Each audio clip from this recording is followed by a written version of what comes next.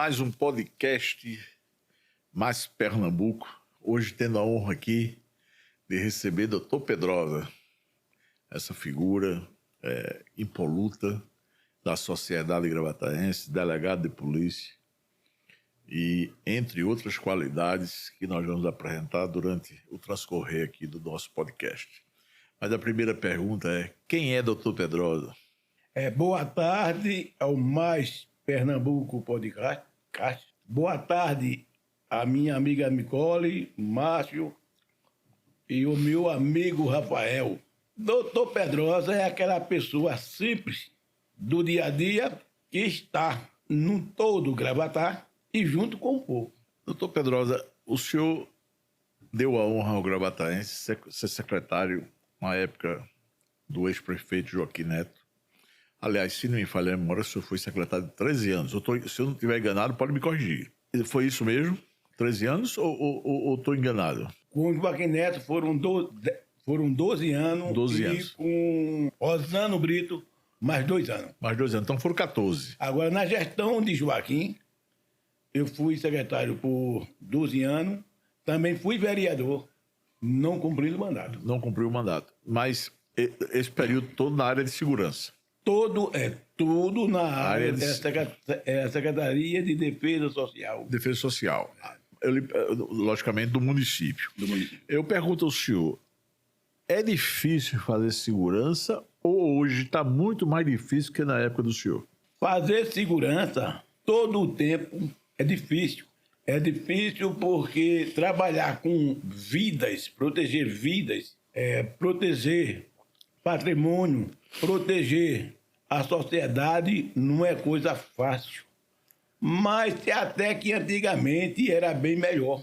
Hoje observamos que com o avançar dessa modernidade e com o avançar da falta de homens de coragem, de ação, por falta de pessoas que estejam comprometidas com o social, fica muito difícil porque há uma grande vacância no sistema e na lei.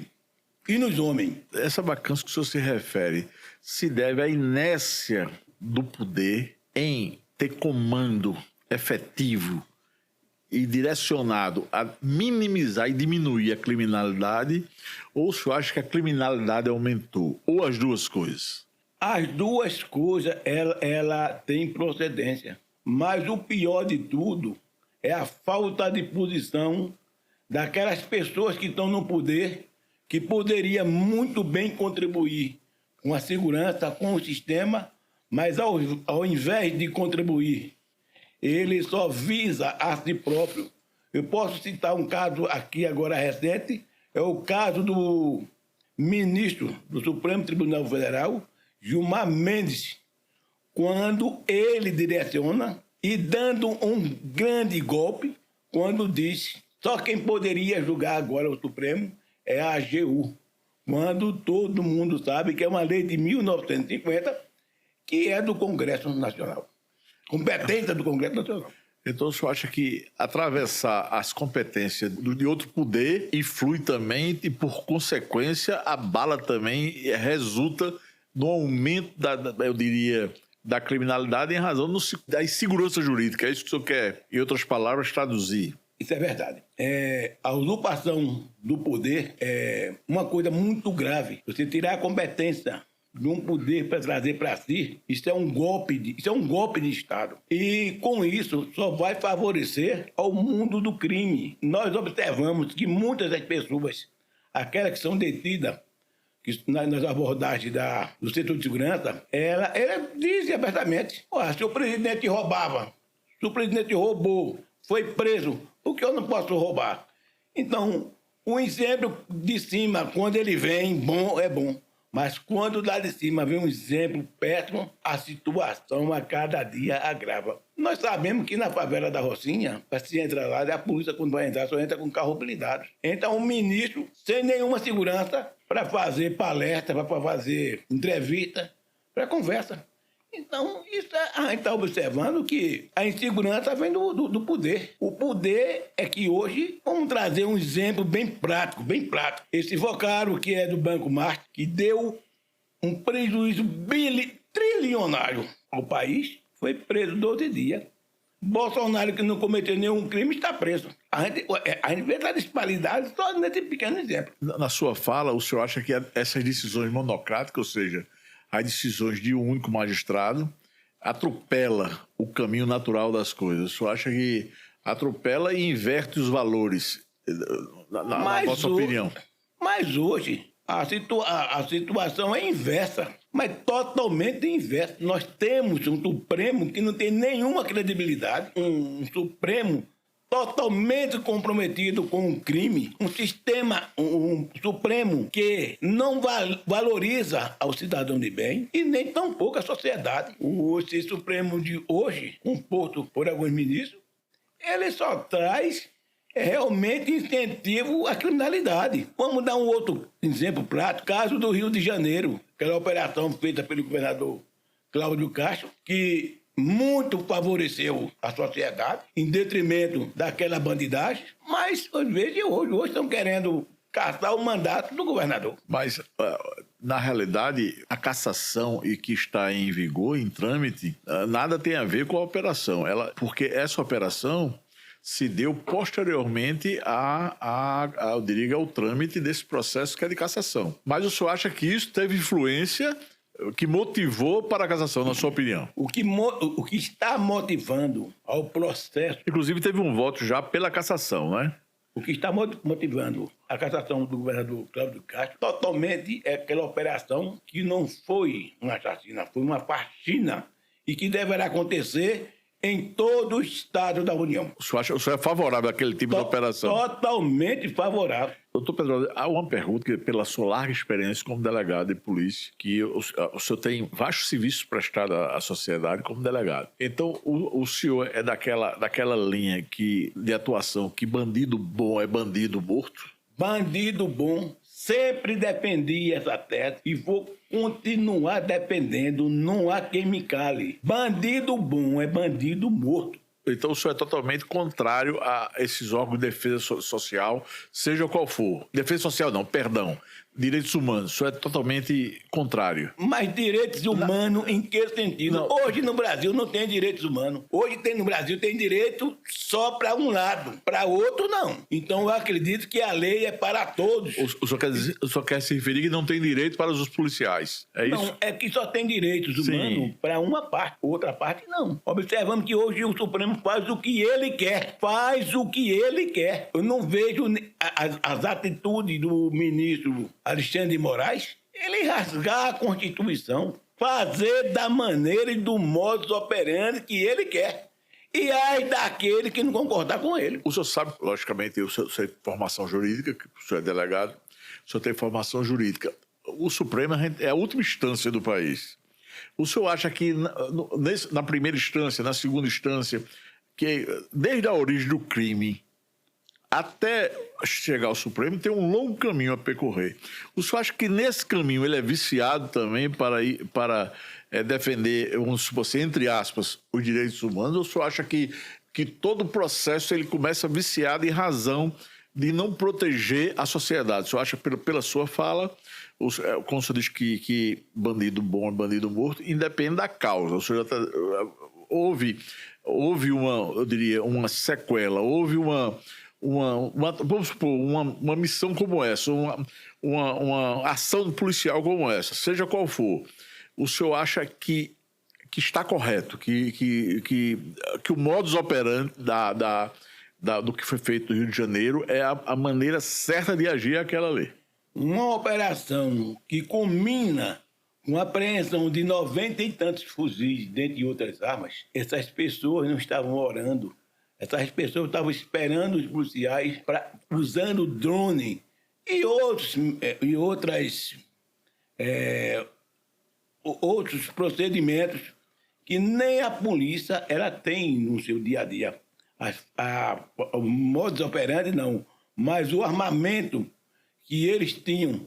Então a polícia agiu com toda a cautela. Pegou no fuzil, tiro na cabeça. O senhor sabe que agora teve uma operação que foi preso no mesmo Rio de Janeiro, no nosso Rio de Janeiro, nosso belíssimo Rio de Janeiro, o presidente da Alerj, o deputado estadual presidente. E já tinha sido preso outro deputado também, se não falha a memória, o PH Joias. Então, o senhor não acha que o crime organizado ele está infiltrado também em outros poderes, não? Que resulta nessa, eu diria, nessa interferência que o senhor estava mencionando, do STF, em razão de toda essa desarmonia nesse trâmite até chegar ao Supremo. Ou seja, são várias ocorrências que acontecem que o crime organizado cresceu muito. Isso não tem o que se duvidar. Isso é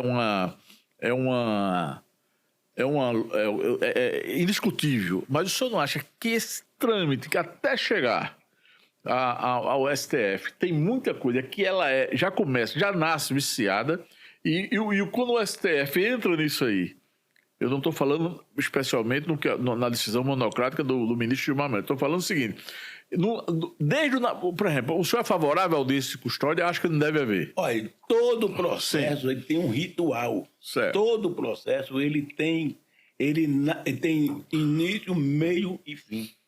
Hoje observamos que, partindo do Supremo Tribunal Federal, nem só tem início e fim, não tem meio.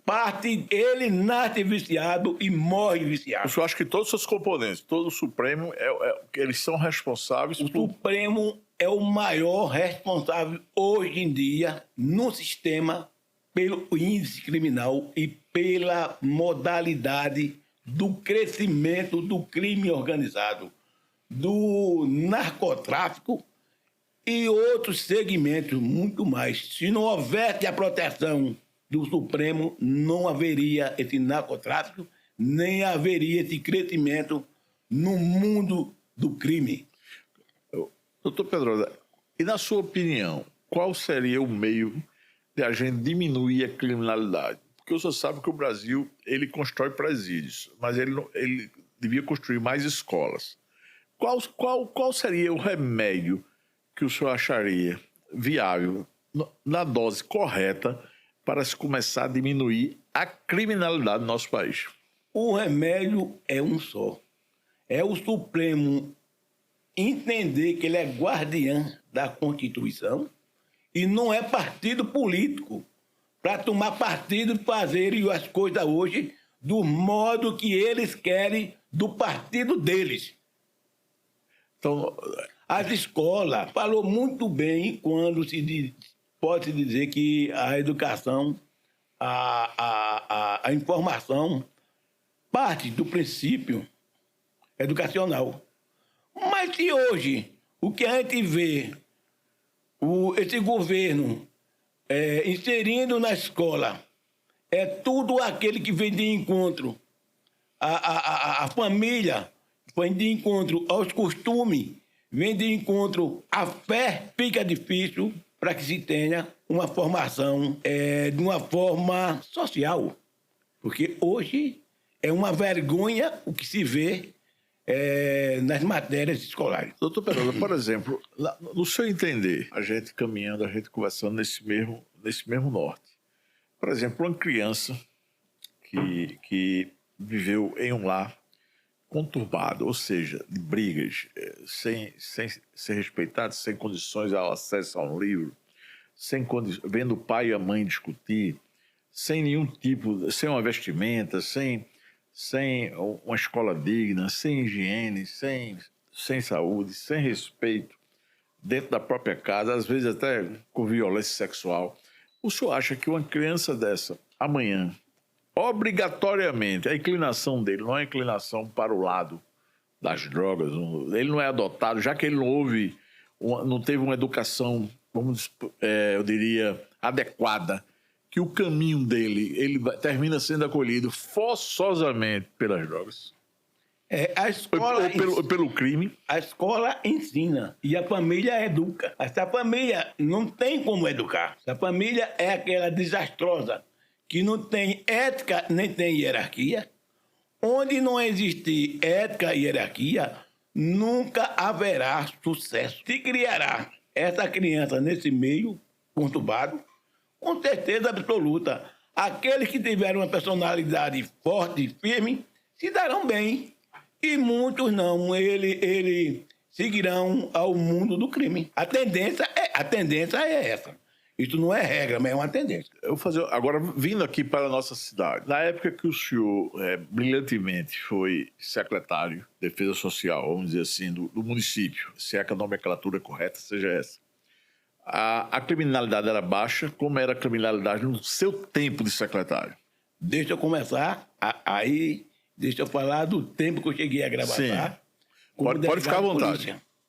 Eu cheguei aqui em 1990, encontrei uma cidade onde o crime ocorria em praça pública. Se matava um pai de família cobrando R$10. E eu vim com a incumbência de passar 30 dias e fiquei 10 anos, porque achava que deveria permanecer. Os meus superiores concordaram com a minha argumentação e eu consegui gravatar, ficar 11 meses sem um crime. Mas para isso tive que me desdobrar em mais de 1000, porque não era fácil, era muito difícil.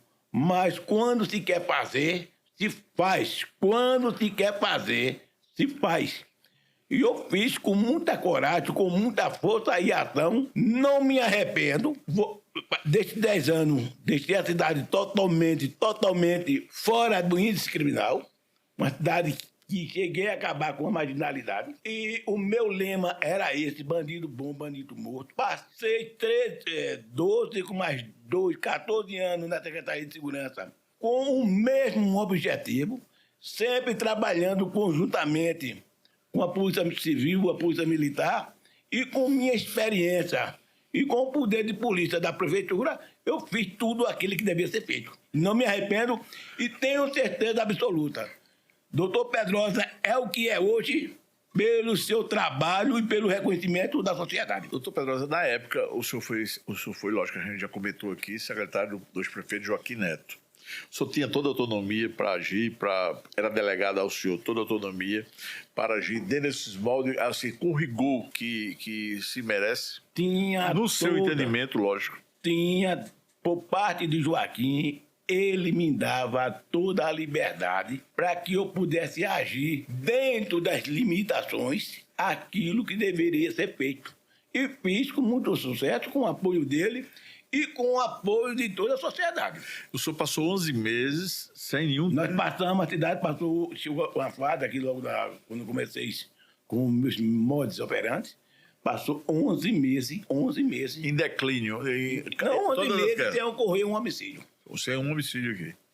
11 meses. O senhor lembra, estatisticamente, na gestão anterior, a sua, a gestão anterior, ou o secretário anterior, qual era o índice de homicídio? O senhor lembra ou não recorda? Não, porque, veja bem,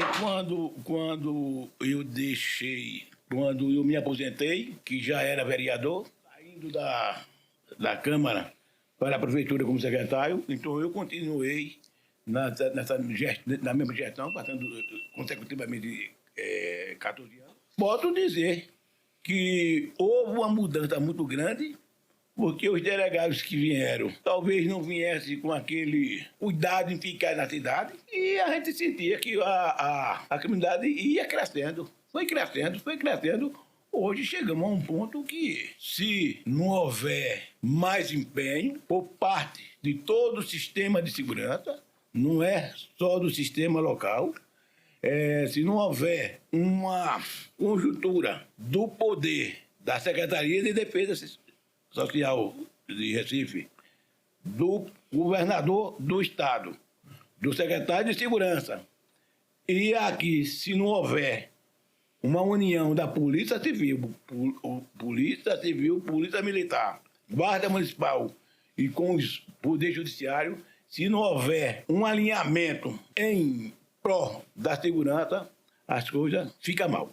Eu lhe faço uma pergunta direta, doutor Pedrosa, como o senhor é muito claro e muito objetivo na sua resposta. Se o senhor fosse hoje nomeado como secretário da Defesa Social, qual era a sua primeira atitude? A minha primeira... Se é que a gente pode falar que teria a primeira atitude. Pode sim. Pode sim, e teria que ser assim. Para baixar a criminalidade. Não era de outra forma, tem que ser dessa forma que eu vou dizer. Se não houver uma ação conjunta do Poder Judiciário, da Polícia Militar, Polícia Civil, Guarda Municipal e segmentos da sociedade, não tem avanço. Se cada um pensar individualmente, ou se pensar em vaidades, que um é mais que o outro, as coisas nunca chegarão a um consenso. Mas o senhor daria carta branca a seus comandados para agir no que a lei estabelece ou dar a carta branca a seus comandados? Olha, todo o meu tempo, eu passei 33 anos e meio na vida ativa na Secretaria de Segurança Pública e na Secretaria de Defesa Social. Todos aqueles que trabalharam comigo, também como na Prefeitura, todos aqueles que trabalharam comigo, tinham toda a liberdade de trabalharem desde que respeitasse os limites, que tudo tem limite. O senhor é a favor da pena de morte? Para bandido, sim. Agora, quando eu digo bandido, não é um bandido que rouba uma galinha, não é um bandido que rouba no supermercado um pedaço de carne para alimentar seu filho. É aquele bandido de colagem branco. Sim. O senhor acha que aquele que desvia... Qual é a diferença daquele que desvia um valor que é estabelecido para uma merenda escolar, aquele que desvia um dinheiro para uma escola e de um criminoso? Acho que o senhor vê diferença? Todos são iguais. Principalmente quem tem o poder de assegurar aquela ação de alimentação, aquela ação de educação, aquela ação de segurança e procura desviar, ele deveria ir para a forca. Aí eu faço uma pergunta em decorrência da sua resposta. Um pai de família que ele vai fazer um assalto porque ele não tem o que dar de comida aos filhos, porque o senhor sabe que o dinheiro se tem não é pouco, é muito. E esse dinheiro não chega até as pessoas mais carentes, não chegam. O dinheiro não chega lá, não chega onde deveria chegar. E aquele pai de família que se vê num desespero, numa noite, sem ter um leite para dar ao filho, um pai de família que não tem a menor condição de dar assistência à sua família, que ele pega, infelizmente, uma arma que faz um assalto, ele merece o mesmo tratamento de um parlamentar que desvia. Olha, ele merece, merece o mesmo tratamento. Eu acho que se ele está carente de custear sua família, ele deveria ser humilde e pedir, solicitar, porque existe até aquele crime falimentar, aquele que vai no supermercado, que rouba um quilo de carne, que rouba um pacote de leite, já está perdoado o crime, está perdoado. E eu sempre agi dessa forma. Eu nunca fui em flagrante uma pessoa por furtar aquilo que ele está furtando, que era para alimentar a sua família, deixa de ser crime. Doutor Pedro, eu queria agora a gente sair dessa esfera criminal, que eu sei que o senhor domina muito bem, o senhor foi militante dessa área, conhece essa área de trás para frente. Respeito profundamente sua fala, porque eu sei da sua ideologia, sei que o senhor é um bolsonarista, sei que o senhor defende essa corrente, isso não é pecado, isso é uma maneira de pensar, mas eu queria entrar agora na política municipal, ou eu diria na política pernambucana. O senhor, na última eleição, ficou famoso, todo mundo sabe disso, que o senhor seria candidato a prefeito de Gravatá. E o senhor dizia abertamente em todos os lugares, em todos os 4 cantos da cidade, que o senhor não abriria nem para um trem. O senhor ficou conhecido, isso aí ficou nos ouvidos de todo gravataense. Todo gravataense tem conhecimento disso, a sua grande maioria. O senhor agora é pré-candidato a prefeito de Gravatá em 2028? Sempre usei, sim, primeiramente, eu não sou bolsonarista, sou um homem de direita, que defendo a família, a liberdade, a religião. Esse é o meu lema. Mas voltando para aquilo que me foi perguntado, eu sempre disse que era pré-candidato, que não abriria nem para um trem carregado de pobre com dois não, um caminhão carregado de pobre com 2 doidos fumando em cima. E continuo com esse mesmo sistema. Eu sou pré-candidato e não abro nem para um trem. Agora, na política, ela tem tudo e não tem nada. Hoje sou um homem de aliança. Sou pré-candidato, não abro nem para um trem, Mas se houver uma aliança que favoreça a sociedade gravataense, que favoreça o meu Gravatar, eu posso ser maleável e negociar alguma coisa. Mas quando o senhor fala negociar a composição da chapa majoritária, mas que o senhor estará nela, estará. Eu sou pré-candidato, não vou me afastar dessa tese, podendo fazer uma aliança, se for conveniente ao meu partido, conveniente ao meu grupo político e conveniente à sociedade gravataense, eu posso fazer modificação não saindo do grupo. O senhor, por exemplo, se o senhor recebesse um convite hoje do deputado Valdemar Bosch para serviço dele, o senhor faria uma composição? Nem passar por perto, eu passava. Nenhuma conversa. É impossível isso aí. Totalmente impossível isso. E se porventura fosse 2 prefeitos de Xangrande, um convite para uma conversa? É aquilo que eu digo. Nós, da política, pode acontecer tudo, pode não acontecer nada. Se houver, por parte de pessoas ligadas à sociedade gravataense, que tenha motivo de sobra para que me desse o discernimento de decidir dessa forma, eu faria sim. Então, o ex-prefeito chamando, o senhor conversaria com ele? Olha, eu estou disposto a conversar com o Diogo a qualquer momento. Entendi. É um homem de bem, um profissional de regra, de ética, de compromisso, de maturidade, que, com toda sinceridade, um chamamento dele, podemos conversar muita coisa. Agora, o senhor, assim, dentro desses princípios levantados, que tivesse a inclinação para esse norte da direita, lógico, né? É que tenha o compromisso com a cidade, que tenha compromisso com o povo. Com gestão, com a gestão.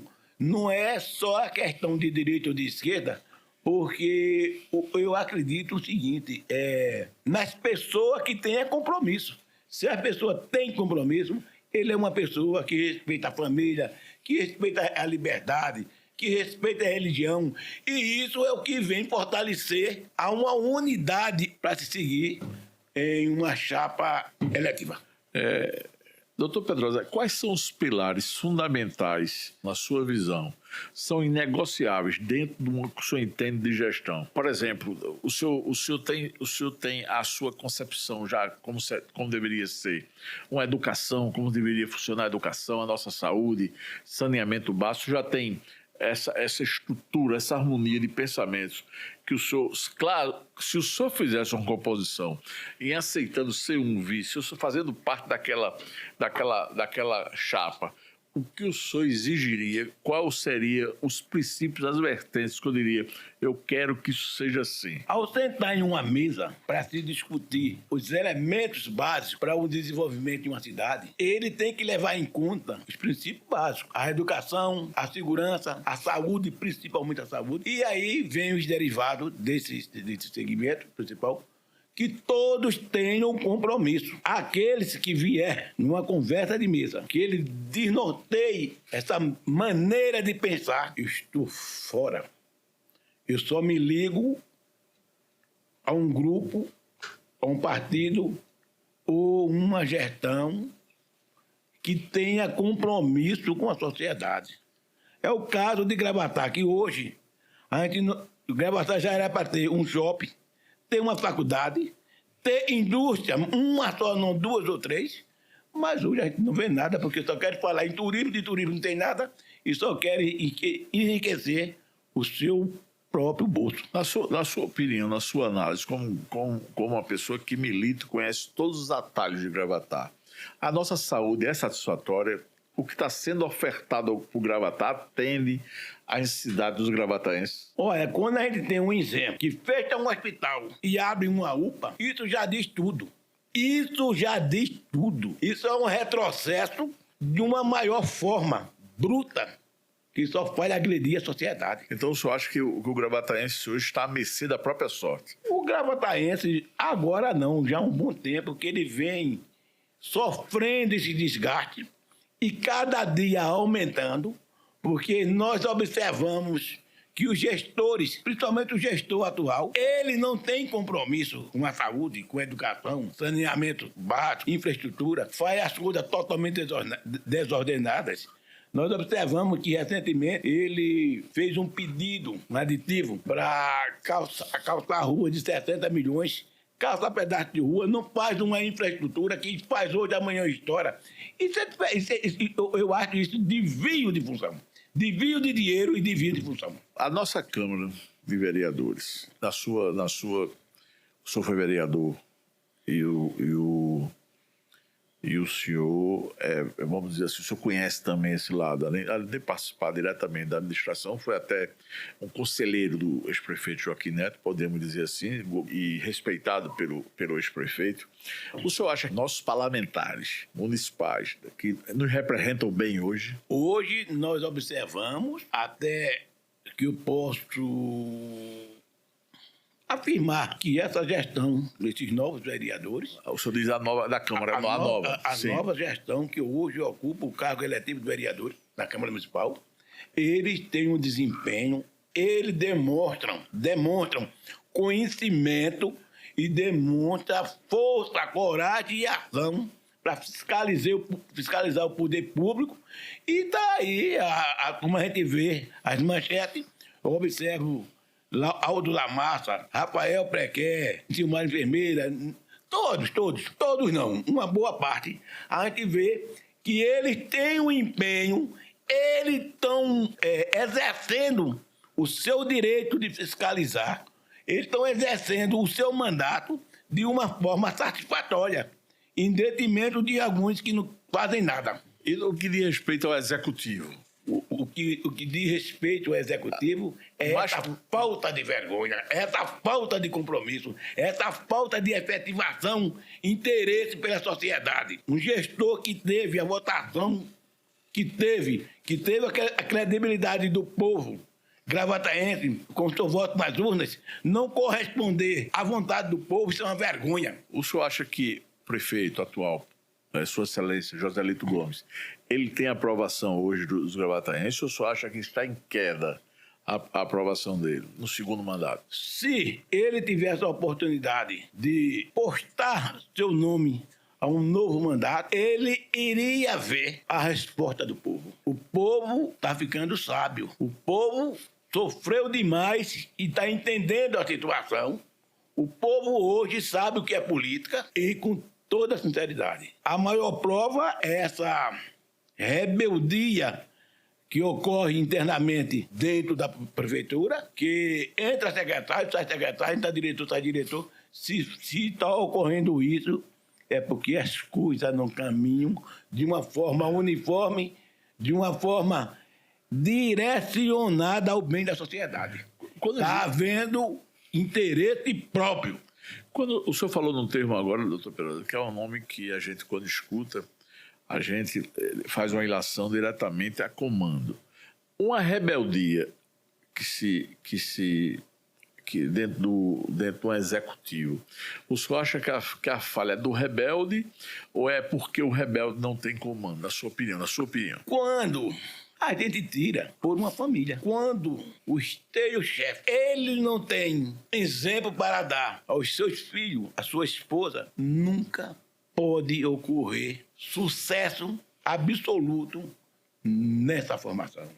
Então, eu levo isso para o campo municipal e digo, se o gestor não tiver pulso, não tiver honestidade, não tiver coragem, força e ação para fazer as coisas de uma forma uniforme, ele com todo o seu secretariado, ele com todos os diretores e demais funcionários, se ele não tiver poder de força de fazer a forma dele, uma forma dele que seja uma forma que agrade, que ofereça à sociedade as condições que ela espera. Se ele não fizer isso, ele nunca vai ter sucesso, nunca vai ter. Porque o que vejamos hoje na prefeitura é a cada dia o desmando crescendo, aumentando, piorando todo o sistema que poderia que poderia oferecer à sociedade uma situação bem diferente, tanto na educação, tanto na saúde, em todo segmento. Doutor Pedrosa, o senhor tem um crivo de respeito dos gravataenses. O senhor conhece os atalhos, conhece todas eu diria, a forma política, conhece os políticos, conhece a maioria dos vereadores. O senhor conhece o nosso povo, o senhor conhece a Feira Livre, o senhor conhece de perto todos os detalhes de Gravatá. O senhor sabe que a nossa maior indústria é a indústria do turismo. O senhor acha que a indústria do turismo, deveria ser e é a maior fonte de renda do município, sem dúvida nenhuma, a indústria do turismo, ela é bem vendida ou ela é muito mal vendida hoje, a imagem do turismo para o país, para o próprio Pernambuco? Você acha que Gravatá é capenga ou Gravatá está muito bem no turismo? Hoje, observamos que a maior força econômica do município é o turismo. Mas jamais deveríamos esquecer o polo industrial, um polo comercial forte para que pudesse, juntamente com o turismo, trazer sucesso para Gravatá. Sei que Gravatá... Hoje Gravatá tem como a principal fonte o turismo, mas observamos que é um turismo capenga, carente de muito mais coisa, carente de muito mais trabalho para um aperfeiçoamento que realmente fizesse de Gravatá turismo interno, externo e internacional. Mas Gravatá precisa muito mais trabalhar sua riqueza, suas fontes, que não é poucas, são muitas, que não estão sendo exploradas por falta de competência. Mas se entra um gestor comprometido que possa explorar essas fontes turísticas, que possa trazer as indústrias para manter o pai de família, a família, através daquele emprego, que possa trazer um shopping é turismo, que possa trazer uma faculdade que tem que ter criada em Gravatá. Aí, meu amigo, junta-se esse bolo econômico com o turismo, aí se tem Gravatá de uma forma bem mais afluente. Para o senhor, doutor Pedro, numa visão assim ampla, o senhor acha que nossos restaurantes, nossa gastronomia, nossos hotéis, que são inúmeros, e tem mais motivos para estar rindo ou chorando? Olha, eu acho que hoje nós conhecemos bem a gastronomia de Gravatá, os hotéis, os grandes restaurantes, e ver que, sem muito empenho da gestão, eles estão sobrevivendo. Mas poderia ser bem melhor. Poderia ser bem melhor se houvesse isso que eu estou dizendo. Atrativo para que as pessoas aqui viessem. Atrativo que pudesse difundir Gravatá de uma forma bem mais seletiva. Não é empurrando com barriga que vai fazer o turismo crescer. Se não houver um ordenamento da exploração dos campos que Gravatá tem, das fontes de riqueza que Gravatá tem, esse turismo nunca será bem sucedido. O senhor na envergadura, o senhor no encargo de o prefeito, o senhor já foi secretário, já despachou com o prefeito, já foi a várias reuniões. Qual seria uma medida que podia transformar, para elevar Gravatá na grandeza que ela merece? Gravatá é grande. Gravatá é a segunda cidade de todo pernambucano. Todo pernambucano tem o sonho de ter uma casa aqui. Todo ele. O senhor sabe disso. Gravatá sempre foi a pioneira e apontada como a segunda casa de todo pernambucano. Doutor Pedrosa, como prefeito, qual seria uma medida que o senhor tomaria? Eu sei que são várias medidas, mas uma que fosse a prioritária para transformar essa indústria do turismo numa verdadeira, eu diria, numa verdadeira fonte de riqueza para nosso povo. Olhe, se eu fosse um gestor, se Deus quiser, eu vou chegar lá. Se Deus quiser, eu vou ser o gestor dessa cidade um dia. E acho que o momento... 2028, isso já é uma coisa eu sacramentada. acredito que o momento é esse. Da vez anterior, que eu afirmava que era pré-candidato e não abria nem para um trem. Infelizmente, a gente não pode brigar com um sistema muito forte que... O senhor, na realidade, não se dá precisa, mal. sem citar nome, não precisa, mas o Mas senhor se se dá sentiu mal, se dá traído. mal. Se sentiu traído. Totalmente traído. E todo mundo sabe, e eu divulguei. E volto a divulgar se for necessário.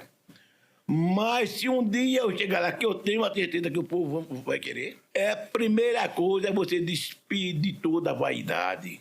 Ser honesto. A primeira coisa, despir de qualquer vaidade. Ser honesto e saber juntar o povo para que se conduza de uma forma harmônica que favoreça a toda a Gravatar. É difícil dizer aqui agora que seria a saúde e a educação, que todos hoje é um meio tão entrelaçados que você tem que convivendo com o sistema, convivendo com a carência, com a necessidade de cada lado, é que você poderá fazer e emitir sua opinião. No momento, eu digo, sendo honesto e não tendo vaidade, a cidade se eleva. Doutor Pedrosa, dentro do atual secretariado, dentro da composição municipal, logicamente tem um comandante, que é Sua Excelência o prefeito Joselito Gomes, ele tem vários comandados. O senhor sendo autoridade máxima, sendo eleito em 2028, o senhor hoje, eu estou falando isso a gente se referindo o senhor manteria alguns dos secretários hoje na sua equipe, ou o senhor, usando um termo bem chulo, que o pessoal fala, dava uma canetada geral e tirava todos? Todo gestor, ele tem que trabalhar com pessoas... O senhor vê alguém hoje que merece estar fazendo um bom trabalho? Todo gestor terá que ter junto à sua pessoa aquelas pessoas de credibilidade, aquelas pessoas que ele confia, aquela pessoa que possa progredir. Hoje, com toda sinceridade, eu não quero fazer crítica a nenhum secretário da gestão atual, não conheço, não procuro me informar, mas direi o seguinte: eu for gestor, se eu chegar à gestão um dia, eu levarei comigo toda aquela equipe que pense igual a mim, que faça igual a mim e que seja honesto igual a mim. O senhor atribui a quê os 33 mil votos que Sua Excelência o prefeito Joselito teve no último pleito? Se o senhor tivesse que dar... Qual a sua opinião sobre essa votação expressiva que o atual prefeito tem? É verdade. Eu, até hoje, fico a pensar, vejo um campo bem largo nessa tese, mas a principal foi rejeição. Rejeição? Joselito foi eleito com voto de rejeição. Rejeição a quem? Porque não tinha pessoas... Não tinha as pessoas, naquela época, naquela eleição, criando a eletivo, que fizesse oposição ao padre. É tanto que ele teve aquela expressiva votação, que o povo confiaram, e ele o traiu. Ele traiu o povo gravataense. Então, o senhor acha que ele não mereceu que, assim... na realidade, no exercício do segundo mandato, ele não está fazendo jus à votação que ele teve. Ele não fez mérito àquela votação. Ele não fez mérito. Aquilo foi voto de rejeição. É tanto, se ele se candidatar hoje, não terá metade do voto que ele teve. Um bate-chapa hoje, doutor Pedrosa e Joselito, hoje, eu falo hoje, o senhor acha que o senhor teria a condição de derrotá-lo nas urnas da forma mais democrática possível? Olha, com toda franqueza, todo candidato, ele vai dar essa resposta que eu vou dar.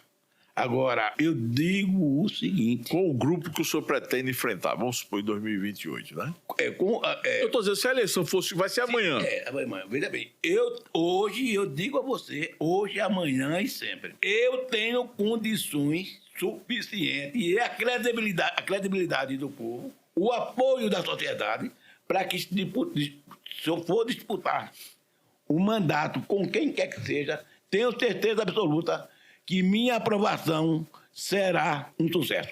Graças a Deus.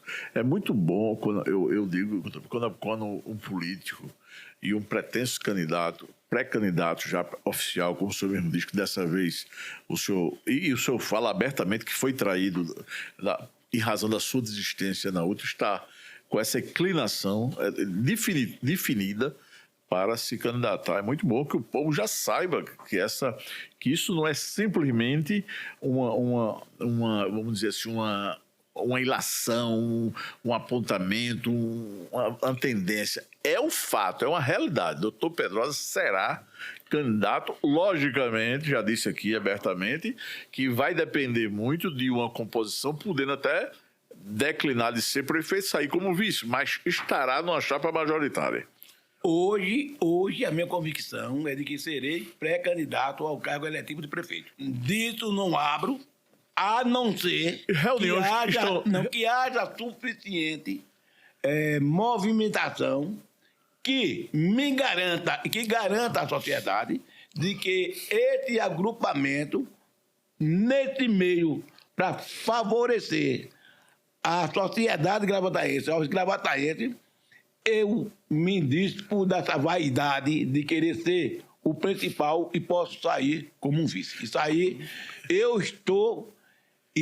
é um caso de avaliação. Não é que eu estou afirmando que seja isso ou aquilo.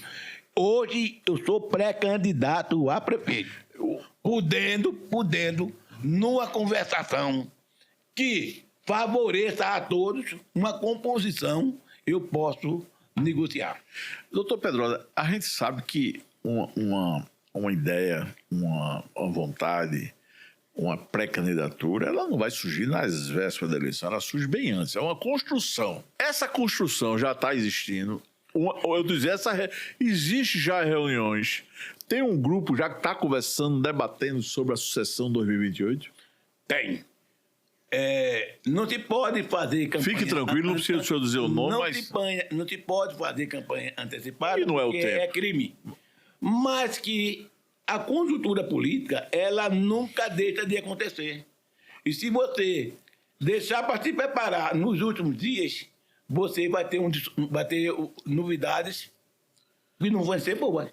Ou você começa em passo lento para chegar à distância, ou então, se você correr demais, você se atrapalha. Então, a construção política, ela já está existindo, já estamos conversando, e conversas muito boas, e mais grupos se fortalecendo. Graças a Deus. Então, a gente pode dizer que, assim, doutor Pedrosa tem uma discussão com seus pares de um grupo que já está em formação, se formando, discutindo, mas que dentro desse grupo já existe a predisposição, eu diria, uma definição que vai haver essa chapa a ser lançada. É verdade. Esse alinhamento político... O senhor é filiado de algum partido, doutor Pedrosa? Sou filiado ao PSDB, mas do qual não sairei, afirmo sim, categoricamente que não sairei candidato por esse partido. É impossível? É impossível. Eu trabalho para uma definição após as eleições de 2026. Mas se o ex-prefeito lhe convocasse para ser candidato majoritário, o senhor sairia? Não. Olha, conversa é conversa. Sim. E definir é diferente. Entendi. Então, eu não vejo. Pode até acontecer essa possibilidade, mas hoje o meu pensamento é outro e eu terei uma definição logo após a eleição de 2026. Então, o senhor está no PSDB, mas o senhor não é PSDB. Eu estou filiado ao PSDB. Está, mas não é PSDB. Mas não sou do PSDB. Entendi. Não tenho intenção nenhuma de sair candidato pelo PSDB. E tenho certeza absoluta que haverá partido já em conversa para que a gente possa definir após 2026. Eu vou dar um chute aqui, o senhor responde se puder. Nada a ver com o Partido Novo, não. Nada a ver com o Partido Novo. Entendi. O Partido Novo é um partido que ele na outra eleição teve especulações, né? Teve, mas existiu pessoas... É aquela história que as pessoas se enchem de vaidade, acham que aquilo leva a algum lugar e quebra a cara. Eu não tenho vaidade, tenho o meu jeito, que sou do jeito que sou. Existem até pessoas que dizem que eu sou arrogante. Eu não sou arrogante, sou uma pessoa. Não acho é o meu jeito de ser. O senhor é Vou muito continuar positivo. desse jeito. O senhor é austero. O Partido Novo tem uma ideologia que é a minha ideologia. O Partido Novo tem uma ideologia política que é a minha ideologia. Infelizmente, possa ser que lá na frente se converse. Mas hoje não existe qualquer conversação nesse segmento. Entendi. Nem na última eleição houve conversa com o partido. Chegou a haver alguma conversa ou não? Com o Novo? Não, ainda chegou a haver uma conversa. Eu lembro que o senhor foi em algumas reuniões no Novo, foi chamado, não foi? Mas essa conversação foi atrapalhada por questão de vaidade. Entendi. Questão de que tem pessoas que quer ser maior do que o partido, né? Que não quer, que se acha o Deus. E ninguém é igual a Deus. Você só é igual a Deus em defeito. Aí sim, porque Deus não tem defeito. Então eu posso até dizer que eu sou maior que Deus, como disse Reinaldo Rossi. Porque maior que Deus só defeito. Porque ninguém pode se comparar ou se igualar a Jesus Cristo. Todo o homem tem o seu eu, mas, primeiramente, a maior coisa do mundo é seja humilde, tenha fé, tenha coragem, que se chega lá. Agora, com vaidade, um egoísmo e com um dom de querer ser melhor do que os outros, não venha, que eu não aceito. Doutor Pedrosa, dentro do seu conhecimento, que é grande, conhecimento científico, principalmente nas áreas que o senhor atua, na área de segurança, e dentro desse conhecimento científico, eu digo, baseado no direito consuetudinário, que é os costumes aqui da nossa cidade, o senhor é um homem estudado, um homem que conhece todos, como eu volto a dizer, todos os atalhos. O senhor vê a possibilidade também do ex-prefeito ser candidato em 2028, ou o senhor acha que ele não vai se candidatar? Ou o senhor acha que, porque o senhor fala muito em vaidade, que eu acho que é fundamental, a pessoa tem que deixar a vaidade de lado, mas eu só acho que o ex-prefeito, ele é candidato, assim, dentro do que o senhor, o ex-prefeito Joaquim entraria, dentro do que o senhor hoje analisa a política gravataense? O direito, ele é individual, todo mundo tem o direito de exercer a sua cidadania, né? A cidadania, tem o direito de querer o melhor. Eu acredito que, como o ex-prefeito, ele é um político nato e talvez, eu acredito que ele saia candidato. Você acredita? Acredito. Talvez não, mas o comportamento dele leva tudo a crer que ele disputará ao cargo de prefeito novamente. Mas isso aí é uma suposição pelo andar da carruagem. Mas digo uma coisa sincera, com toda sinceridade. Não vou... O senhor enfrentaria tranquilamente o ex-prefeito? Eu enfrentarei todos que vierem pela frente. Eu estarei disposto, pelo povo de Gravatá e pela sociedade gravatarense, dar tudo que é meu, que é de mim, para fazer uma Gravatá melhor, uma sociedade mais justa, e farei isso com muita coragem, força e ação. Vou disputar com quem quer que seja. Doutor Pedrosa, eu queria do senhor uma análise, que eu sei que o senhor não vai se furtar a fazê-la. Se o senhor tivesse que hoje lhe colocasse uma prova, e o senhor seria o analista e definiria os conceitos de aprovação ou não do que eu vou lhe pedir. Das duas últimas gestões do senhor Padre Joselito e do Joaquim Neto, das duas últimas só, o senhor diria quem foi mais assertivo? Porque o senhor vive aqui, o senhor conhece. A pessoa respira gestão quando está nas ruas. O senhor acha quem foi mais assertivo? O senhor fazendo um comparativo entre o atual gestor e o ex-gestor. O senhor qual a comparação que o senhor faria e qual os conceitos de cada gestor? Se o senhor tivesse que emitir, o senhor faria que análise, quais conceitos? Com muita precisão e afirmativa, farei a diferença entre essas duas gestões.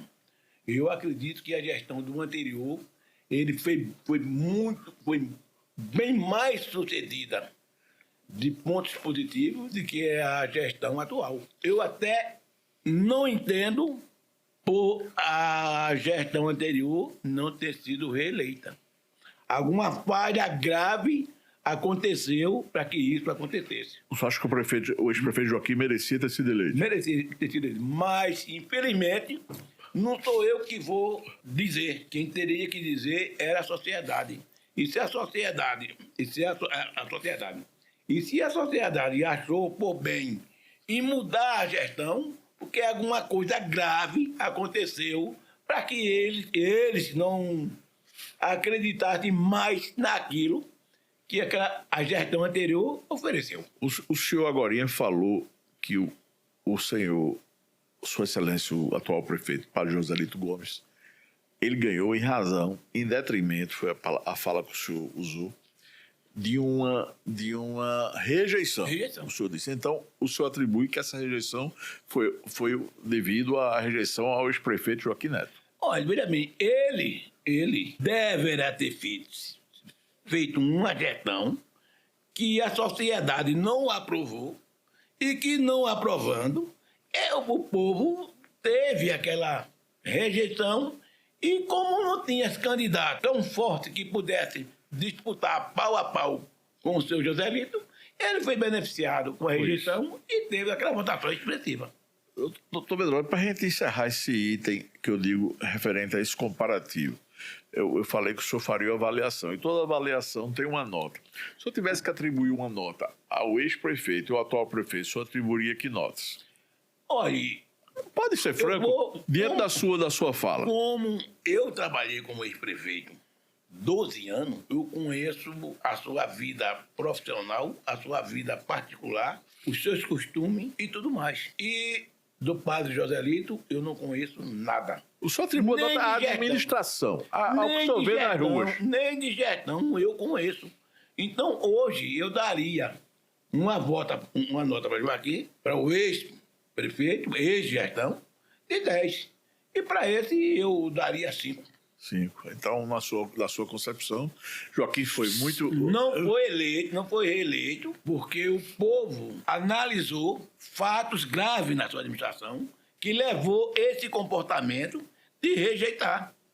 Mas Joaquim Neto foi um prefeito que trabalhou muito, Então, como administrador, o senhor acha o bom administrador, mas veja bem, é aquilo. Eu acho isso para mim, porque eu estava na gestão e estava fazendo a minha parte. Mas ele deixou de fazer muito mais pela sociedade, eu digo isso pelas votações nas urnas, que levaram a sociedade a mudar de comportamento e votar de uma forma bem diferente daquilo que ele pensava. Doutor Pedro, falando agora, a gente saindo um pouco aqui, se afastando um pouco da municipalidade e a gente entrando dentro da nossa eleição, da próxima eleição para governador do estado. Como é que o senhor analisa a gestão da governadora Raquel Lira? Se o senhor tivesse que dar uma opinião pelo que o senhor nota, pelo que o senhor vê nas ruas, pelo que o senhor conhece de índice, o senhor acha que a governadora está fazendo uma gestão satisfatória? Eu acredito que ela está se esforçando demais a fazer pelo povo de Pernambuco. Ela está se esforçando e está fazendo. A governadora Raquel, junto com Priscila, ela está fazendo um trabalho excelente. Simplesmente ela não estava divulgando. Agora, a gente observa que cada dia ela está divulgando o seu trabalho, o crescimento é positivo e acredito que ela seja reeleita. Ela disse ontem, abre aspas, antes de ontem, em Panelas, Pernambuco, que tem uma admiração muito grande pelo presidente Lula e que Pernambuco nunca vai esquecer o que o presidente fez. O prefeito também estava lá e tem dito reiteradamente que caminhará com o presidente de mãos dadas na hora que o presidente assim necessitar. Eu lhe faço uma pergunta. Vamos supor que o doutor Pedrosa fosse eleito em Gravatá. Institucionalmente, o doutor Pedrosa procuraria ter uma ótima relação com o candidato eleito em Pernambuco, sabendo que os dois são eleitores e são aliados do presidente Lula? Olha, para se trabalhar, você tem que procurar aquilo que é melhor para a sua cidade. Eu até diria, doutor Pedrosa iria até Brasília se Lula fosse eleito para pedir pelo município? Não. E, olha, até Brasília eu ia estar lá quase toda semana ou todos os meses. Eu tenho que estar atrás de recursos para a nossa cidade. Agora, com toda sinceridade, isso faria dentro dos meios burocráticos que você tem que fazer em Brasília. Os locais indicados que possam oferecer recursos, através da liderança dos deputados federal, do senador, mas que diretamente a Lula, não. Doutor Pedrosa, sabe que é difícil a gente ficar assim, sério, assim, me perdoe aqui, porque o senhor foi tão espontâneo que eu achei. Então não subiria nunca num palanque com ele, com o Lula? Né? Não, subir em palanque, jamais eu poderia dizer que não. Mas assim, levantar os braços, assim, o dele. Não. Só não levantaria a minha mão junto com a dele. Não, de jeito nenhum. Agora, em palanque, subiria. Era impossível eu dizer que não, senão não haveria sucesso. Agora, cantar aquela música Lula lá, de jeito nenhum. Não, daí não tinha. Aí é Lula ladrão. Não é, criança? Sempre existe, sempre existe vamos supor, um momento descontraído. Não é bom que a gente fica mais leve. Olha, o maior líder da direita hoje, ele está preso. Como Lula já esteve também. O senhor acha que o papel do deputado Eduardo Bolsonaro, quando gerou, todo mundo sabe que ele foi o condutor daquela campanha contra os empresários no Brasil, contra o Brasil. Isso aí é indiscutível, que ele mesmo diz que foi ele que fez, inclusive chegou ao momento de dizer até que queria que Trump invadisse o país. O senhor acha que aquilo foi positivo, negativo? Ou, na sua concepção, o senhor endossaria, o senhor acha que foi viável aquele o senhor sendo deputado e sendo filho de Bolsonaro, o senhor faria aquele... Olha, não é o que ele fez por ser filho de Bolsonaro. Eu acho que ele teve um trabalho exemplar, um trabalho muito eficaz, porque ele está fazendo, não só ele, o Constantino, aquele outro, e agora mais o Hamas. Então, o que eles estão fazendo, o que eles fizeram, estão fazendo, é para salvar o Brasil. Feliz de nós, se ele não estivesse lá com aquela força, coragem para fazer tudo aquilo. A gente já estava igual a Venezuela. O senhor fugiria como o Hamas fugiu também? Faria sem dúvida nenhuma. Se fosse em defesa de Gravatá. O senhor faria?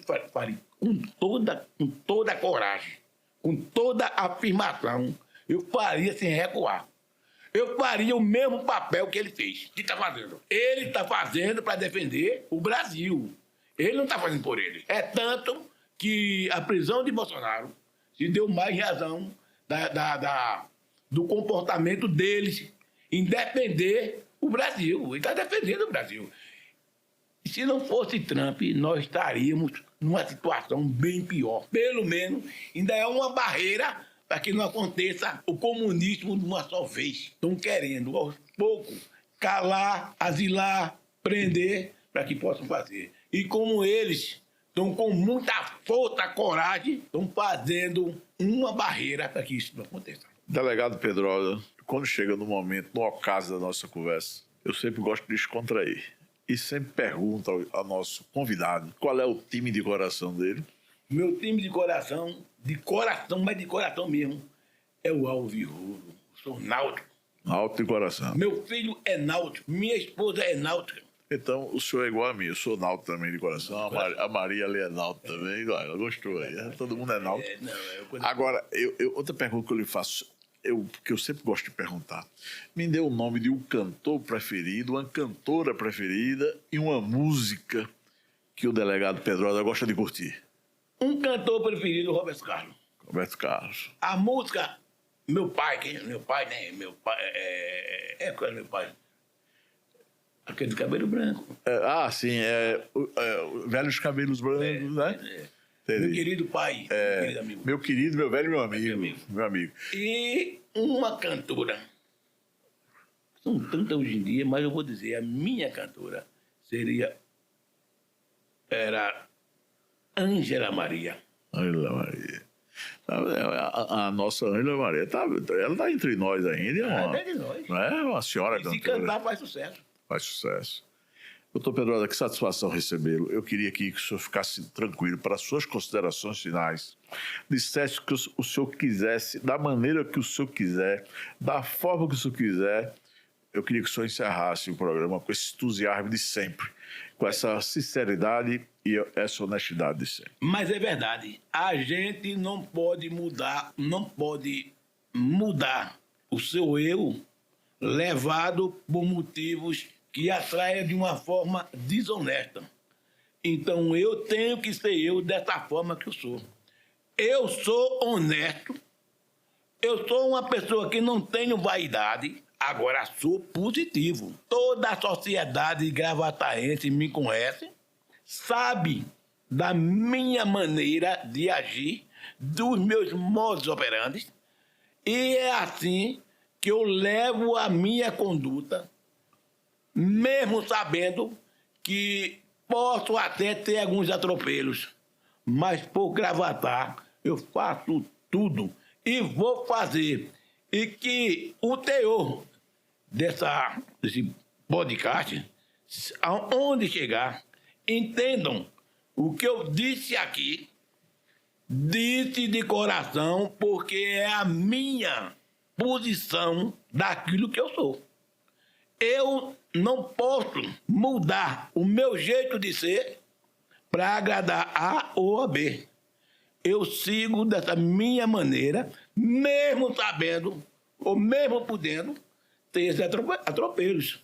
Mas esse é o meu comportamento. Afirmo que sou pré-candidato ao cargo eletivo de prefeito. Todavia, se houver uma conversação com pessoas credibilizadas, com pessoas que tenham compromisso, com pessoas que sejam respeitadas e que tenham os ideais e a ideologia de fazer um trabalho por Gravatar da forma que eu penso, poderemos conversar muito bem.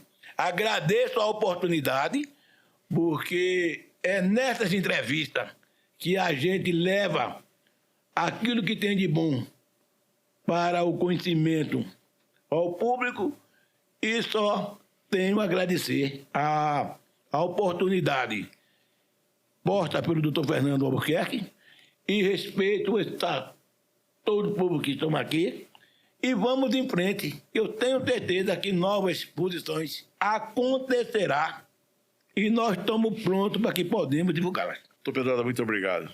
Eu que agradeço. O Mais Pernambuco Podcast lhe agradece. Muito obrigado.